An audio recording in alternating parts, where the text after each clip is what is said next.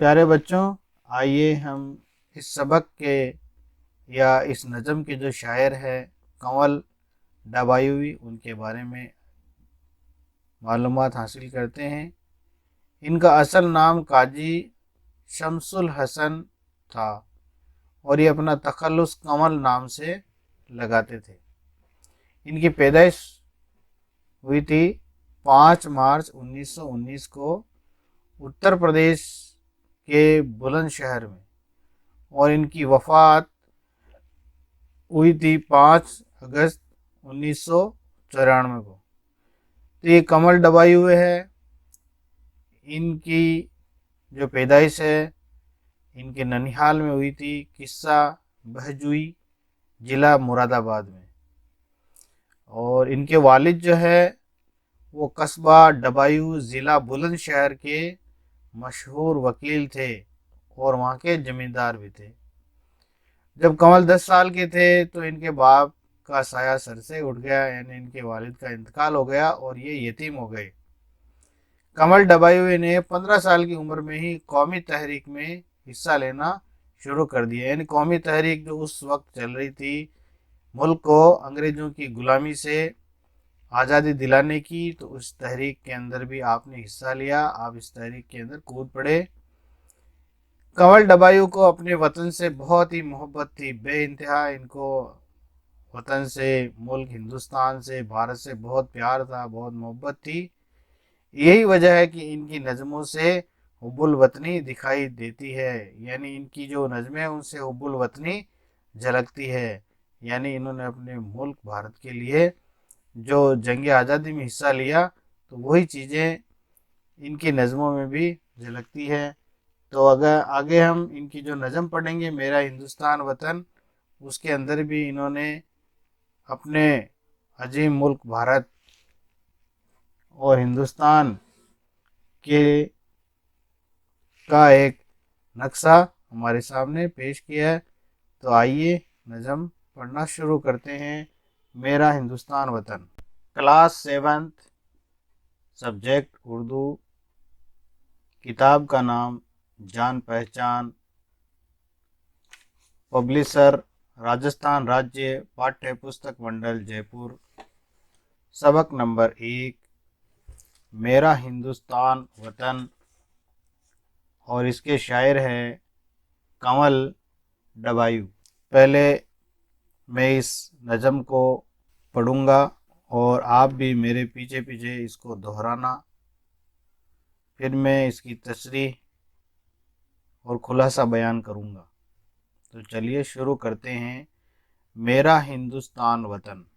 ऋषियों का स्थान वतन, वीरों का ईमान वतन, वलियों का अरमान वतन, हर हिंदी की जान वतन, कुल दुनिया की शान वतन, मेरा हिंदुस्तान वतन। गौतम के माथे की शिकन, नानक चिश्ती का तन मन, नेहरू गांधी का मस्कन, जुल्मत में पुरनूर किरण, विद्वानों की खान वतन, मेरा हिंदुस्तान वतन। उल्फत का पैगाम है ये, कुदरत का इनाम है ये, सबको रंगी जाम है ये, हर दिल का आराम है ये, खुशियों का ऐलान वतन, मेरा हिंदुस्तान वतन। एक वतन है, एक हैं हम, इसमें लिया है सबने जन्म, सब कौमें मिलकर बाहम, दूर करें भारत का अलम, हम है हम सब की शान वतन, मेरा हिंदुस्तान वतन। शायर इस नज़म में ये बता रहा है कि ये जो वतन है हिंदुस्तान, यह ऋषियों का स्थान है। यानी यहाँ पर कई सारे ऋषि मुनि साधु जोगी पैदा हुए। और वीरों का ईमान वतन, वीर यानी बहादुर लोग भी यहाँ पर बहुत सारे हुए हैं, जिन्होंने अपने मुल्क हिंदुस्तान को गुलामी से नजात दिलवाई और मुल्क को आज़ाद करवाया। वलियों का, वली कहते हैं जो अल्लाह का दोस्त हो, और जो अल्लाह वाले होते हैं वो उनका अरमान ये वतन है। यानी यहाँ पर कई वली भी हमारे मुल्क में हिंदुस्तान में पैदा हुए और उन्होंने लोगों को भलाई की तरफ दावत दी और बुराइयों से रोका। और हर हिंदी की जान वतन है, और हिंदी यानी हिंद देश के रहने वाले, हिंदुस्तान में रहने वालों की यह जान है। और यहाँ पर रहने वाले अपने मुल्क के लिए अपना सब कुछ निछावर करने के लिए तैयार रहते हैं। वो अपने मुल्क की तन मन और धन से खिदमत करते रहते हैं। कुल दुनिया की शान वतन, और पूरी दुनिया की शान हमारा मुल्क हिंदुस्तान है, हमारा देश भारत है, जो कि पूरी दुनिया की एक शान है और एक बहुत ही बड़ा और अजीम मुल्क है, जहाँ पर मुख्तलिफ मज़ाहिब के मानने वाले लोग बसते हैं, जिसमें हिंदू, मुसलमान, सिख, ईसाई, बौद्ध, जैन, पारसी और न जाने कितनी ही अनगिनत बोलियां बोली जाती है। यहाँ के लोग मुख्तलिफ किस्म के यानी तरह तरह के लिबास पहनते हैं। मुल्क के अलग अलग हिस्सों में अलग अलग तरह के पकवान और खाने बनाए जाते हैं। यानी हमारा मुल्क ऐसा है जिससे बहुत सारे फूलों को जोड़कर जिस तरह से एक माला बना दी जाती है, फूलों का हार बनता है, वैसा ही मेरा मुल्क है। और हम सब बासिंदे यहाँ इसके फूल हैं और तरह तरह की खुशबू हम लुटा रहे हैं। गौतम के माथे की शिकन, यानी शिकन कहते हैं सलवटें पड़ना। यानी जो गौतम बुद्ध थे उनके माथे पर जो सलवटें पड़ती है, यानी उनकी जब हम तस्वीर देखते हैं तो उनके माथे पर हमें सलवटें उभरी हुई दिखाई देती है।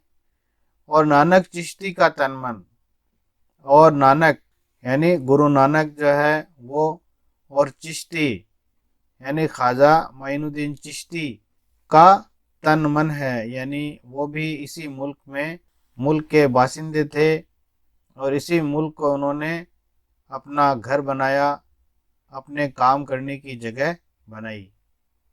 नेहरू गांधी का मस्कन, नेहरू यानी जवाहरलाल नेहरू, जिनको बच्चे चाचा नेहरू भी कहते हैं, और गांधी यानी मोहनदास करमचंद गांधी, जिनको हम महात्मा गांधी कहते हैं, उनका मस्कन और उनका घर भी यही हिंदुस्तान है। यहीं पर वो पले बढ़े और मुल्क के लिए काम आए।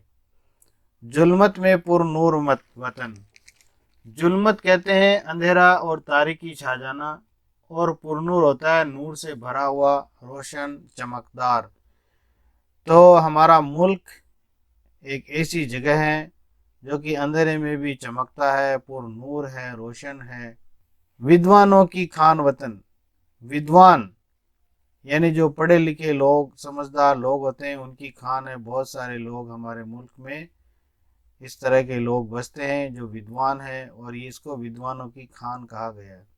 मेरा हिंदुस्तान वतन, और ये मेरा हिंदुस्तान वतन है जिसके अंदर इतनी सारी खूबियाँ लिए हुए यह पूरी दुनिया में अपनी धाक जमा रहा है, रौनक बढ़ा रहा है।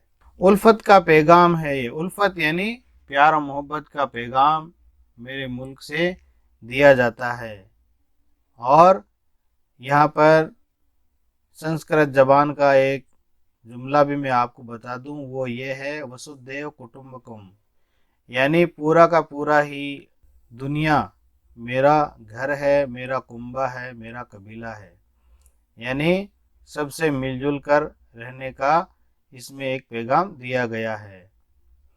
और एक कुदरत का इनाम है, यानी हमारे मुल्क में तरह तरह के मौसम होते हैं, सर्दी, गर्मी, बरसात का मौसम होता है, बहार होती है, पतझड़ होता है। इसी तरह से यहाँ हम देखते हैं हमारे मुल्क के उत्तर में शिमाल में हिमालय पहाड़ है जो कि बर्फ़ से ढका हुआ है, और इसकी पश्चिमी सिमत यानी मगरिबी सिमत में बहुत बड़ा रेगिस्तान है जो कि हमारे राजस्थान में है। इसी तरह से नदियां हैं, ऊंचे ऊंचे पहाड़ है, पठार है, बड़े बड़े जंगलात हैं, और मेरा मुल्क पूरब, दक्षिण और पश्चिम तीनों ओर से समंदर से घिरा हुआ है। इसलिए यह मुल्क कुदरत का एक बहुत ही बड़ा इनाम है। सबको रंगी जाम है ये, और जाम यानी प्याला। मेरा मुल्क ऐसे है जैसे एक रंगीन प्याला है, रंगीन जाम है, यानी इसमें तरह तरह की रंग बिरंगी चीज़ें हमें देखने को मिलती है। हर दिल का आराम है ये, और हर एक दिल का आराम है। यानी हमारे मुल्क में कई बार से कौमें आई और वो यहाँ पर इस तरह से घुल मिल गई कि उनको पता ही नहीं चला कि वो कब यहाँ के बाशिंदे बन गए। यानी जो बाहर से आने वाली कौमें हैं वो हमारे यहाँ की तहजीब में ऐसे घुल गई जैसे दूध में शक्कर घुल जाती है, और अपनी मिठास के जरिए वो बताती है कि मैं इसमें हूँ। उसी तरह से बाहर से आने वाली कौमें भी यहाँ रच बस गई, घुल मिल गई। खुशियों का ऐलान वतन, और मेरा वतन खुशियों का ऐलान है। यानी यहाँ पर लोग हंसी खुशी के साथ मिलजुल कर रहते हैं। मेरा हिंदुस्तान वतन, और ये मेरा वतन हिंदुस्तान ही है। एक वतन है, एक है हम, और मेरा वतन एक ही है, वो मेरा वतन हिंदुस्तान है। और हमें जात पात, ऊंच नीच और जबानों के झगड़े, सूबे के झगड़े, इन सब से दूर रहना चाहिए, और अपने मुल्क को तरक्की देने की कोशिश करते रहना चाहिए। और हम सब एक हैं, चाहे हमारी बोली अलग है, हमारे मजहब अलग हैं, हम अलग अलग पहनते हैं, अलग अलग खाते हैं, लेकिन हम सब एक हैं। इसमें लिया है सब ने जन्म, और सब ने इसमें जन्म लिया है, चाहे वो किसी भी मजहब का मानने वाला हो, किसी भी जात का मानने वाला हो, मुल्क के किसी भी खित्ते में या किसी भी हिस्से में रहता हो, और वह कोई सी भी जबान बोलता हो, वो सब हिंदुस्तानी हैं, हिंदुस्तान के रहने वाले हैं। सब कौमें मिलकर बाहम, बाहम यानी मिलजुल कर, सबको मिलजुल कर भारत का जो अलम है यानी दुख है उसको दूर करना चाहिए। भारत का दुख क्या है? भारत में आज हम देखते हैं मजहब के नाम पर लोग लड़ाई झगड़े करते हैं, एक दूसरे के माल और असबाब को नुकसान पहुंचाते हैं, एक दूसरे का नुकसान करते हैं, ज़बानों के नाम पर लड़ते हैं। तो इस तरह की लड़ाइयाँ नहीं करनी चाहिए। इसके अलावा हमारे मुल्क में आज बेरोज़गारी है, रिश्वतखोरी आम हो रही है, इससे भी मुल्क को नुकसान पहुंचता है। तो हमें इस तरह की चीज़ों से दूर रहना चाहिए और इनको दूर करने की भी कोशिश करनी चाहिए। है हम सब की शान वतन, हम सब की शान यह वतन हिंदुस्तान है, क्योंकि इसी मुल्क से हमारी पहचान है। हमें यहाँ पता नहीं चलता है, लेकिन जब हम बाहर जाते हैं तो हमें अगर कोई पूछता है कि आप कौन हैं, जब हम ये कहते हैं कि हम हिंदुस्तानी हैं, और वहाँ पर और भी हमें लोग मिलते हैं तो बहुत खुश होते हैं। तो ये वतन हमारी शान है, मेरा हिंदुस्तान वतन, और ये हिंदुस्तान मेरा वतन है। बच्चों, इसी के साथ ये सबक अपने इख्तिताम को पहुँचता है। अब मुझे अब्दुल कयूम को इजाज़त दीजिए। अल्लाह हाफिज़।